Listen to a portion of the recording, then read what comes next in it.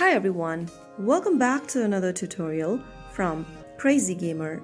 Today in this video, I'm going to show you how to teleport in Once Human. If you're playing Once Human on your mobile device or your tablets and you want to teleport and explore faster, escape danger or reach secret areas, then this guide will show you how to teleport in the game safely.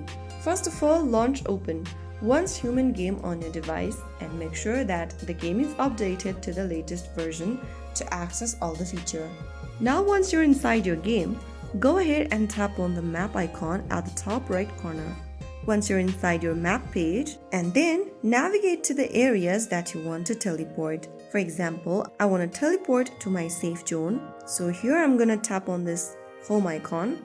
Once you tap on that, if the teleport option is available, you'll see it at the bottom right.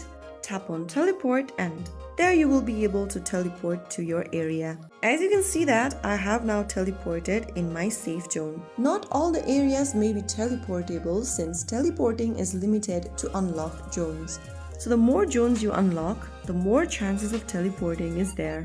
And there you have it. That is how you can easily teleport in Once Human. If you found the video helpful, don't forget to like, share and subscribe to our channel. I will be back again in the next episode. Thank you for watching.